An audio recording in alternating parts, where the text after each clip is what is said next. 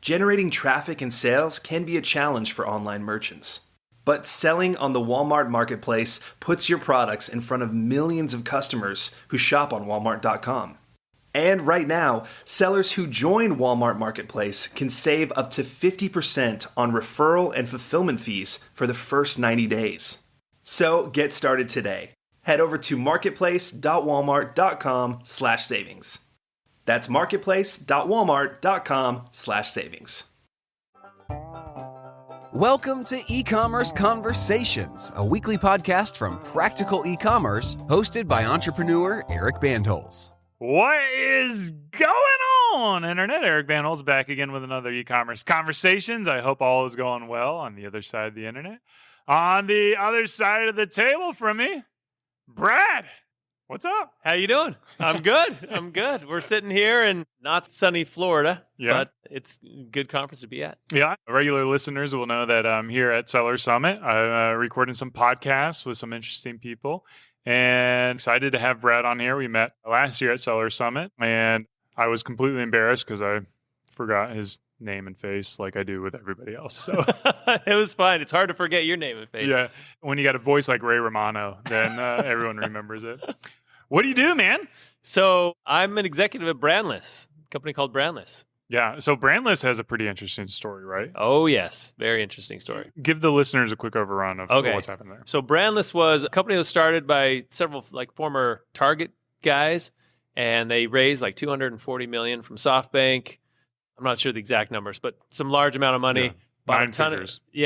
Bought a ton of inventory, but tried to sell like $3, $4 widgets online. And as anyone knows when you sell stuff online, you got to sell it for a lot more than that. The business didn't go very well. And so then as they looked to sell the asset, private equity group came in and bought it and basically reformed the whole company. And now Are you able to talk about like how much they sold for? The original Brandless sold to the private equity? It was... Is that public? It was a bit of... I don't think it's public, but... Okay. I think it was a bit of pennies a on the dollar. Pennies right? on the dollar. Yeah, Let's just say that. Yeah. And so Clark Capital purchased was one of the, I don't think they did. They were part of the private equity group that came in, but they had a vision for what Brandless could be. And they brought in the CEO, Sid Tetro, and she's a fantastic CEO in Salt Lake City. And she's been around a lot, Disney and some other companies. And the vision is to be a brand and accelerator is basically what the company is. I always thought it was pretty interesting when all the buzz for the original Brandless was making it as like this sure thing. And then, of course, me as like an e-commerce operator, I'm looking at this. I'm like, I don't know how this works. Like, and it didn't. Yeah. I mean, clearly it does. And then like you feel justified. Like, I mean, there's nothing better than like struggling to build a bootstrap company where you're just like every day's survival and you're fighting tooth and nail to win. And to see this company blow up and make millions of sales, just to realize the investors subsidized, their customers' most of it, basic necessities. Yeah. So like it happened quickly. I mean, that was like they put a lot of money into marketing, and they had a ton of products and too. They got it in there. We had tons of products, and we still have some products that are really good products, but it's like it just didn't work in the old model. And we still sell some of those old products online. So there's like that brand component of Brandless, but it's more so a brand accelerator where we've started pulling in new companies. We acquire a company. We have the Amazon arm. We have the direct-to-consumer arm and the retail arm.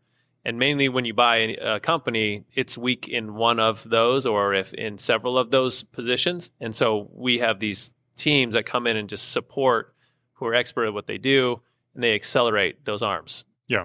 So is it correct to call it an aggregator? Or is that like now that's like a bad word all of a sudden? Yeah, right. But I mean, some of the aggregators were great. They made a lot of people money, a lot of entrepreneurs money. Yeah. The people who invested in the aggregators, not so much. But you prefer accelerator. Fun. Yeah, we're definitely more of an accelerator. Because, and you're choosy, right? Very choosy. We're a slower pace.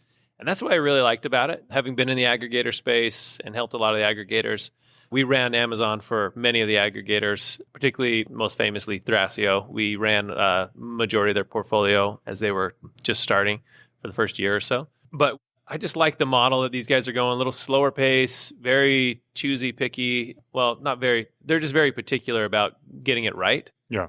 And as a result, every brand we purchase is like way up from after we purchased it in terms of sales. And we've added a lot of value when we come in. We add great value from our teams. Yeah. What is Brandless looking for in brands? So if anyone's thinking of selling their business, they're listening to this podcast. Yeah. So it's mainly health and wellness is the space. So in your body, on your body, and also in the home. We do have some home products as well. So those are the particular categories that we're focused in. And they are, it's not everything, like anything. Though. It's So it's those particular categories. We love consumables, but we sell even some other stuff too. And then brands that are typically doing, I don't know, between 5 and 50 million probably in revenue is kind of the range that we're looking at. Actually, we've looked at ones even bigger. If it's the right deal, we'll go into it. Yeah. And then how does the deals typically work? Are you buying out the leadership team and then they're sitting on the beach here in Florida? Yeah. So this is the other reason I like Brandless and the way they've done it. We don't want the keys. Right. We don't want them just to hand us the keys of the business and walk away. It's actually much more integrated approach, typically 18 months, maybe 24 months of continual run with the brand. And there's earnouts and all sorts of great benefits for them there as sales continue to grow and they integrate. But we don't want just them to hand us the keys and walk away from the business. I think that's one of the reasons many aggregators have not done well, because I've managed some of those companies where it's like, hey, they just hand you the keys and there's so many skeletons in the closet. Mm. And many that the business owners don't even know about. They got to a limit and they couldn't scale it anymore or a certain position. And it's like, hey, here's the keys, here's everything I know, but then there's all these skeletons that you uncover. Well, they weren't doing certain things. That's why they couldn't scale. And having the business owner and the leaders in there, for a good amount of time afterward helps just problem solve. Yeah. And the other thing that I really love about working at Brandless is the people there are some of the best people I've ever worked with. Like, we go through hard things, but everyone's congenial with each other. How do you describe, how do you know, because there's so many aggregators out there and everyone's going to put on their beautiful face, right, during the deal. And how do you vet that? How do you know that they are a good person to work with? Yeah. I would probably check on, referrals are probably one of the best ways of seeing the other brands that they've purchased and how well they've gone. It is hard though, right? Because many of these guys I'm sure many people have gotten burned too, right? They sell their business, they get an earnout, all of a sudden the aggregator's upside down and they can't pay them the earnouts. That would be terrible. That stuff has definitely happened, right? And so it's like doing your own due diligence on the money behind it, the team behind it, and their track record of what the aggregator is. And I guess some are getting a track record now. It was so hard in the early days, right? Everyone's just doing it. They had no track record. They were just kind of growing on it. But I probably have to think even more about the question, how I would really vet an aggregator that's purchasing my business. But I know it's best for the entrepreneur, just hand them the keys and walk away, right? Because then you're like, I'm free and clear. But that's definitely not Brandless' way of doing it, because they want to make sure the business grows. When they're buying it, it's like, hey, we want to make sure this integrates well and grows. I always learned in business school is 70% of mergers fail or 80% of mergers fail. And those are larger businesses. These are all micro. So I think you do everything you can to make sure every single one doesn't fail. Yeah. And we've been really fortunate at Brandless. Everyone's not failed, and not just not failed, but grown.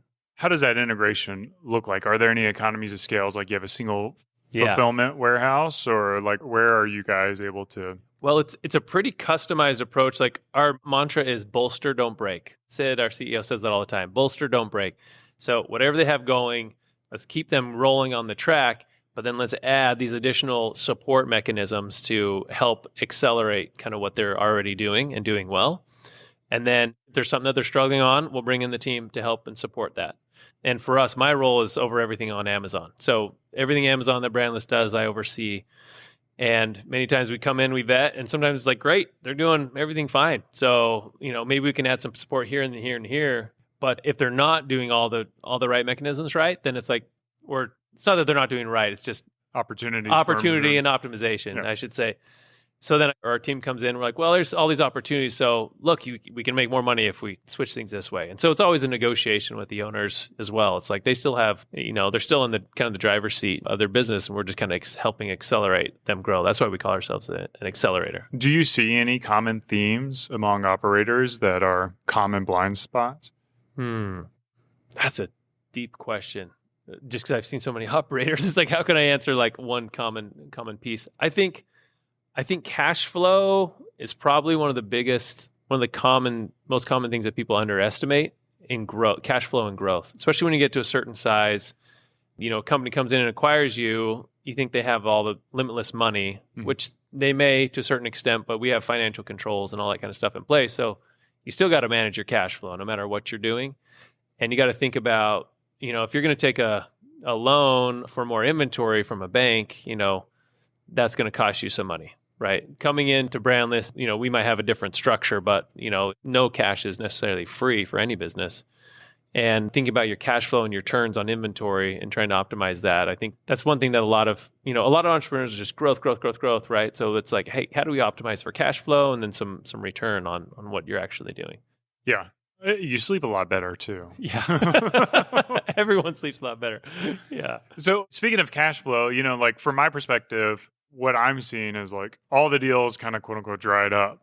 Right? It just feels like there's this big freeze that happened. Yeah. Like the time to sell was in 2021. Yeah. Right. And then 2022, everything kind of froze up. And then like, are we still feeling like 2023 is a lot of deals aren't going to happen? A lot are going to fall through. I was just on Twitter reading about someone who had a deal that fell through. Yeah. Yeah. I think so. It's super interesting to think about the capital markets. And I read an article on the Wall Street Journal, and I got to find the reference to it. It was a brilliant article, though, about saying that this recession is very different than a typical recession. And he was saying that this is more of an asset class recession, not just a global recession, which means those with assets, those who own things, are seeing a pullback in their value when the rest of the economy is not. So you can imagine middle to lower income earners are not seeing the impact. They're seeing higher wages. They're seeing higher demand for jobs. And so they're not feeling any recession at all. So they're still, spending power is still high. But those in the, in the upper echelon, or those who just have assets, homes, stocks, whatever your asset is, businesses, they're seeing a pullback in the values and higher interest rates. So they're seeing this squeeze. And they're a lot of the times the ones making the decisions on the big money and big investments. So you're hearing them balk a lot and talk a lot about it, the recession, when it's because they're seeing their assets squeezed, but the bottom is not, right? And so the reason I mention that is that there's the ones that are making the bigger investments and they're putting money into new funds and all that kind of stuff. That money's right now, pens down, right? And they're not writing checks right now. Yeah. And so you're seeing the trickle down effect from that. But there's some smart money who's had some money held over from before. It's just, a lot of the deals are slowly drying. And they get to have their choice of the matter, right? Yep. What are the things that, let's say Brandless finds the perfect brand. What is something that's scary to them that would walk away from a deal? I think when full financials come through and the margin's much lower than the operator is anticipating or what they've been working against, that's probably one of the scariest things, right? It comes down to the numbers. Hey, is your margin really only 1% or is it 15%? Right. And we've seen some big swings before deals have come through the pipeline. So that's probably like the biggest thing that would scare you're buying companies that are making money. Yeah. It's all in EBITDA, right? Yeah. But we're not buying any 15%? negative. Well, we like 10 to 20%. Okay. We have typically it's like, hey, our bottom is they're making $5 million, $1 million in EBITDA, which would be a 20% margin on the business. That's kind of the lower end. Then we go up, obviously, from there. Yeah. Cool. How did Brandless get their money? So after they did the whole big roller coaster, it kind of crashed down, and then private equity money came in. This Clark Capital Group basically came in and funded the new Brandless. Yeah. And there's some other money that came in with that whole round, but Clark Capital led the round. Okay. So to bring it in, yeah. Do they have a pretty active? I don't understand private equity at all. Like, are they running it, or are they like more of the strategic financing? Yeah. Our CEO Sid and Matt, who's our president, Matt Durham. Matt Durham used to, I don't know if he's still working technically for Clark Capital or not, but he's kind of moved into an full operation role inside of Brandless, and he's the president. Yeah. So he comes from actually the money that was put into it, and they meet every week with the board there. But it's more of, hey, this is one of the shiniest spots in, almost anyone's portfolio. We're doing, just great work. And so it's, kind of easy conversations. So their goal is to kind of like leverage capital, buy a bunch of acquisitions, accelerate, and then repackage it and sell it, or IPO is... Yeah. It's either sell to a strategic or an IPO at some point. We've been courted by some of the exchanges as we prep it up. What would be a strategic for like I health guess and like wellness. a P&G? Yeah, Is that essentially- P&G, yeah, L'Oreal, someone who might be interested in that category of the health and wellness, or an international firm that might want to come in and have pretty strong, American-based sales. Yeah. That wants to add that to their portfolio. We're not doing a lot overseas in any of the brands. That's always an opportunity, but we're not pushing that hard yet. Yeah, like Edgewell. I guess they're more on the men's side, but Yeah. But I mean, we'll probably we have a lot of supplements. We actually have some killer supplements. Brand. We just bought a company not too long ago. Some fantastic guys. A company named Ambrosia, and it's like the number one plant-based protein, and it's like the best tasting plant-based protein you'll ever taste. And these guys are just fantastic at promoting their content, and their product is just killer. do you guys aggregate all the products onto Brandless.com as well, or is Brandless.com still just So Brandless, yeah, it's going through an evolution right now. So right now it's like, hey, it's been the old. There's gonna be some refreshing of how we show it, and we want to showcase the brands that are part of the Brandless family. And then some are a little bit more heavy, like, hey, this is Brandless, this is a product by Brandless, and other ones are just kind of partners with Brandless in our portfolio. Yeah. The other thing we talked about before we hit record, as a segue here, is AI and kind of like the projects you're doing, some side projects in AI. Tell me about those. Yeah. So before I even started at Brandless, years ago, I was in video games for maybe 10, 12 years, and I had my own game company. I've launched over 60 different games, done all sorts of just fun stuff in video games. And I got my undergrad's in film. So love that space, but I've been, I'm kind of this weird left brain, right brain kind of guy. So I love the technology side as well. But I've had this game company. So when I started my product labs company that I sold into Brandless, before that I had a game company. And when I left that company, I took a game with me. And so I've just had that game company for a long time, just kind of running on the side. I had two other partners that were mainly running that company. But what's transitioned is during the AI evolution, we were working on different ways of accelerating the game development side. But what's happened is that extended into like an AI layer of a full AI component that's not game-based, that's just straight up AI. And what we've built is a middle layer, an AI middle layer is basically what we're building. We're not competing with large language models, or we're not building stuff for direct users. It's all for businesses. It's like a middle layer to help configure your AI flows, your trees, however you want to talk to the AI. So all this stuff is confusing to me. Yeah. I'm like an idiot when I it can comes take a to- step yeah, back. yeah. I'm sorry. No. It has nothing to do with the way you explained it. So like to me, all right, so we got a middle layer. I have to figure out how it works. So we have LLM, large language model. Yep. And this is scraping all the data from the web, right? Or it's been taught with a lot of the data from the web. Okay. It's been taught with all the data from the web. Before that, it was scraped. And Yes. Yeah. It was scraped, and then it was, it's learned on that. So they're teaching it. So they're dumping all this data in, and then the LLM will kind of understand what the response should be based on all this data. Yeah.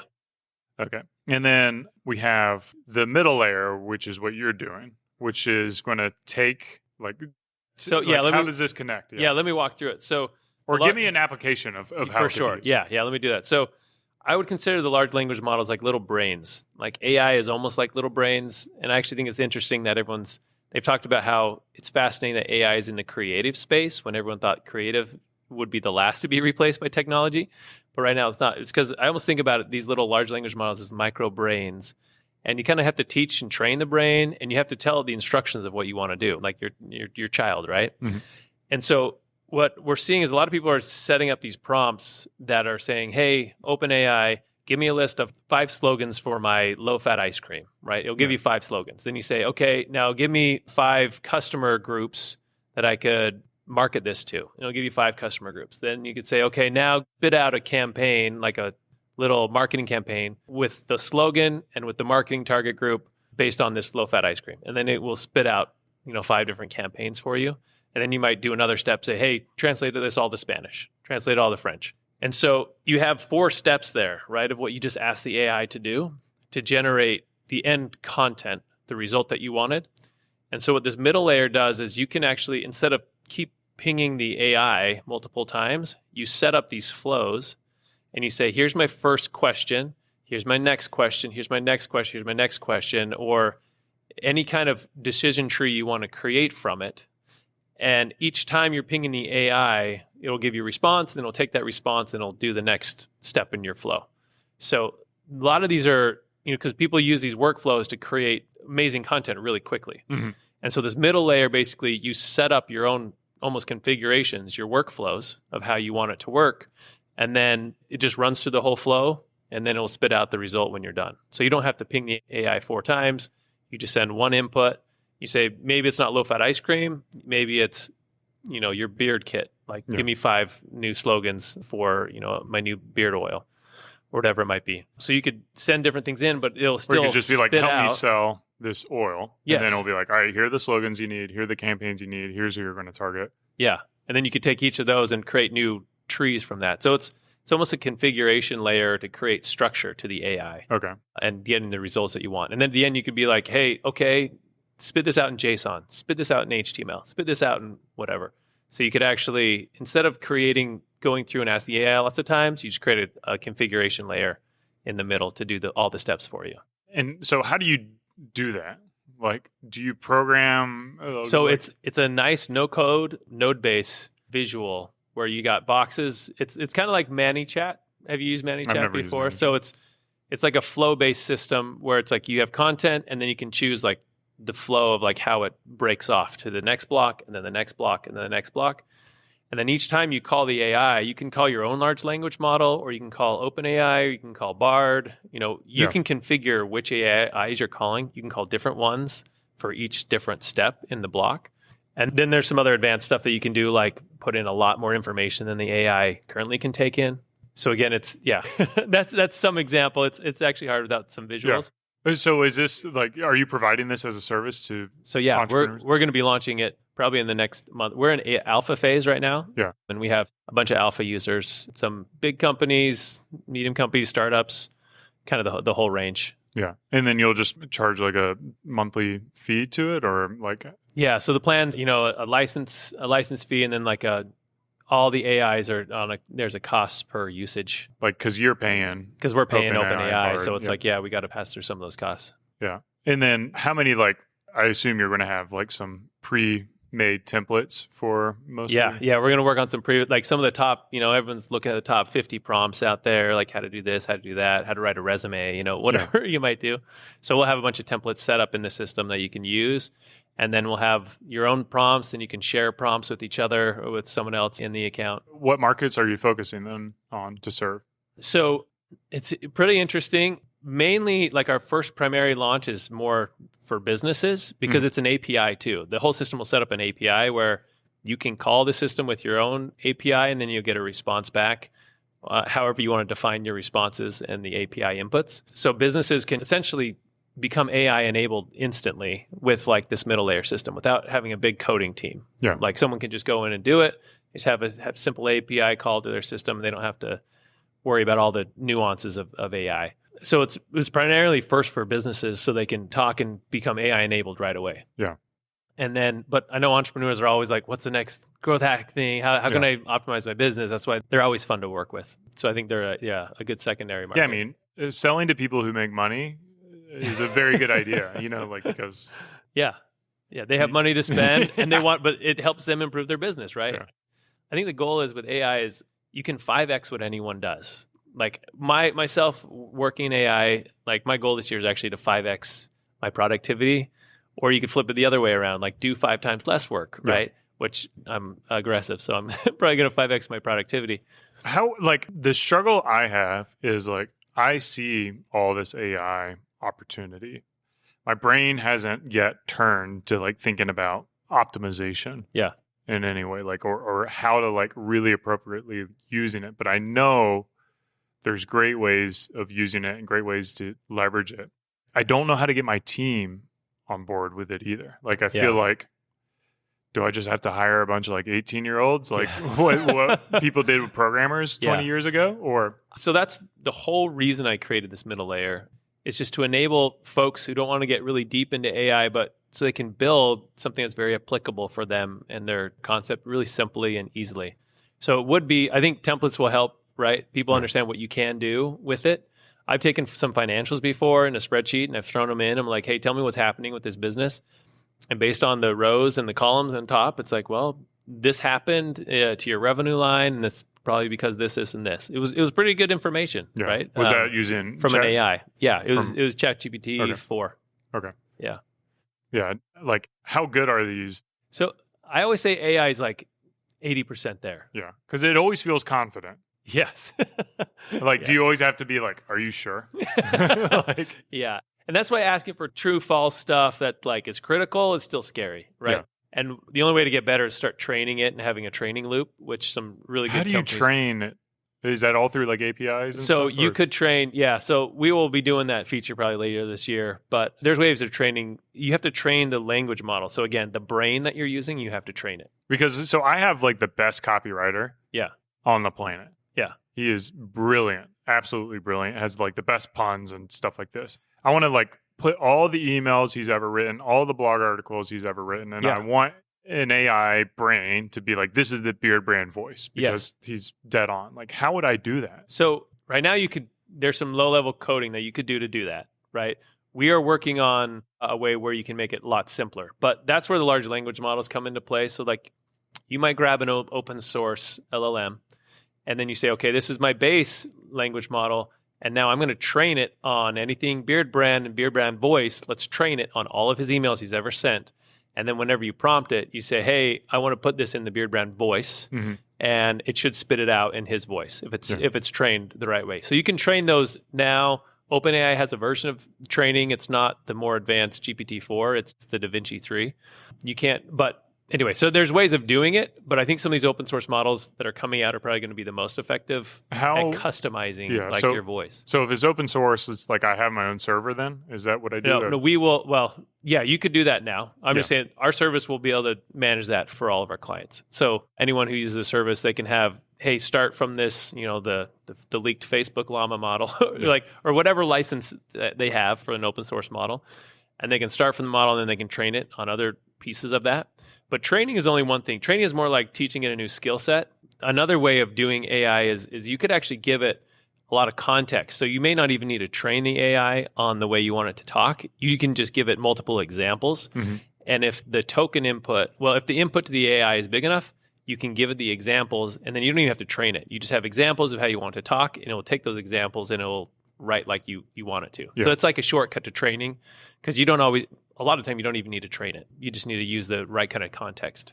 How many, like if I were to train it, how many pieces of content would I need to give it before it like really feels... Yeah, they always say the more the better. I don't know, 300 is probably or 100 to 300 is probably a good spot. 100 to 300 articles. Yeah. But I don't think, again, you always need to train. Like, don't feel like you'll need to. Like this other piece that we're putting in here is this larger content that you can load into the AI and use it as a reference. Like one use case that someone's doing is they're working with creators, storybook creators, and these people have made books, right? You can imagine Lord of the Rings, right? What if all the content of Lord of the Rings was in a brain or as a content piece into the AI, right? And so you could say, hey, how is Frodo feeling right before he brings the ring to the mountain? And it could go look in the book, find the context, and then respond back at that point. But that's not necessarily, you don't need to train the AI on that. You just have to give it the context that it needs. And so I think there's going to be a lot of situations, and this is the first, the second big iteration of what we're launching is this context piece where you can give it this large volume of context, and the AI will use that as reference to what it's spitting out without even training the model itself. Yeah, I mean, I could see that being for like, we have so many guides on like beard oil or whatever, how to use our products. So it just... Here's the context. All right, do a little blurb in email form. And do that. So, but I'm thinking like helping my writer become super efficient. Like you said, 5 times where he could create a week's worth of emails in the same amount of time it takes to do one. And then the other concern I have is like from a search optimization. I've heard this and I don't know how true it is, but does Google know what is AI generated and what is human generated, especially if we're doing our own like LLM? Yeah. Like, would it? I don't know if it would. I've seen what do we see over the like February? All the people were worried, AI writing all the students' papers, and this Yale student did like an AI discovery and it was like 90% accurate. And then like a week later, which wasn't in the news as much, as someone else wrote like an anti-discovery AI discovery filter that they put it through, and then the AI couldn't be discovered. Right. So I think that's what's kind of scary about AI, right? Is there's a certain point where you won't be able to tell with certain filters, especially if you have your own customized components to it, that you can't tell it's written with AI. So based on the search terms that you're talking about, part of this flow, like if you imagine this workflow we were just talking about, imagine he writes an article and then you're like, oh, the keywords have changed, or we want to make sure we're seated on this new list of keywords. So you could have the article written, and then you say to the AI, hey, rewrite it, but add in this additional 5 keywords into the writing somewhere. And they take the same article, rewrite it, and that's all part of this flow that you could create and you spit out for your content. Oh, that's sweet. I feel like if you're not doing this stuff now, like you are legitimately going to be left behind in a big way. Yeah. Well, I mean, you got to remember, AI is becoming so ubiquitous and big companies move slow. So yes, as an entrepreneur, I think we got to be doing it. We're always in the tip of the spear here as we're discovering new things, especially all the technology evolution that's going on these days. But then after, these big companies are going to take a while to actually really catch up. So that's one of the benefits of being an entrepreneur. You're so nimble, and we can. I wish I was more nimble. It's still stuff moves way too slow for what I want. Yeah, but you got to imagine a big company. It's going to take them a couple of years of getting this stuff all integrated.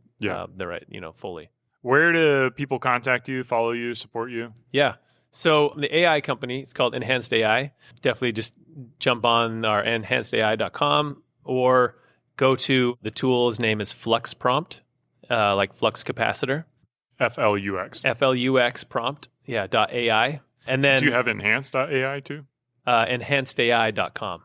So we have a .com. But you don't have it as the we don't have the AI. Oh, shoot. Yeah, if someone wants to sell it, hey, whoever owns it, they want to sell it to me, let me know. Okay. But then the Brandless side, you can contact me anytime at bradm@brandless.com.